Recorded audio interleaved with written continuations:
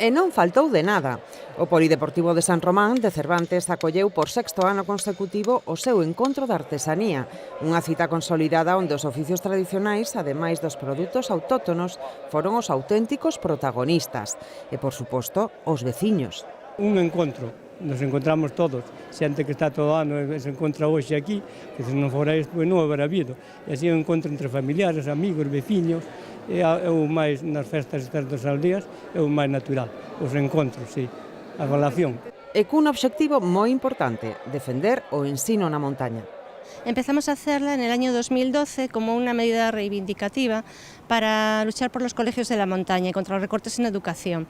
Y también vimos la necesidad de dinamizar la montaña, de que toda la gente participara, de ver que es posible hacer un montón de cosas y cosas muy interesantes en Cervantes, y bueno, aí seguimos. Algo que teñen tamén moi presente os profesionais que acoden cada ano a feira. Considero que, inda que haya dous pequenos no colegio, que non sei os que hai, pero inda que haya dous, é motivo suficiente para ter un mestre aquí e non facer desplazar os pequenos tanto. Sin máis, aportando un poquinho de animación á feira é o único que podo facer.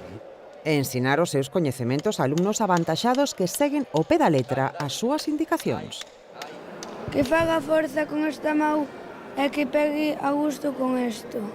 40 expositores trouxeron o mellor dos seus oficios ao encontro. Artesanía en coiro, madeira, tear ou manualidades. Tamén obradoiros para os máis cativos, mostras de pintura ou actuacións musicais. Un encontro co que se promove un modo de vida e co que a Deputación Provincial colabora todos os anos. Da Deputación apoiamos porque consideramos que máis alá de fomentar os oficios tradicionais e a artesanía, tamén isto é un impulso para concellos como Cervantes que durante un día reúnen a un número importante de persoas e tamén economicamente vai a contribuir a dinamizalos, ademais de supor un atractivo tamén para os turistas que se encontran na zona durante esta época. E con novidades, este ano o taller de grafite e o de cestería foron as novas incorporacións ao encontro de artesanía e con moito éxito, por certo. Que hai moitas actividades moi divertidas e que os postos son moi coloridos e moi bonitos tamén. Porque é unha cousa que aquí nunca se fixo, o sea, unha cousa nova para todos.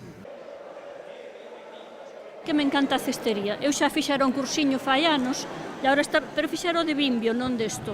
Porque isto é castaño, non? É castaño, fanse estas tiriñas.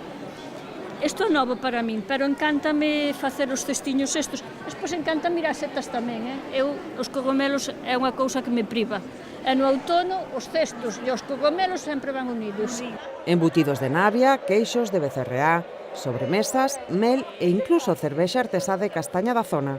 Foron algúns dos produtos que tamén puideron mercar os asistentes á feira. Comprei moitas cousas, pero vin aí uns chourizos de navia moi interesantes para un furancho que vamos a facer na feira en Doncos para vender unha pouca de sidra que teño de sobrantes, entón vamos poñer unha pequena taberna. E comprei tamén a Lola de Carqueixeda, e comprei un pucho a unha rapaza que fai demostracións de fiados de lá.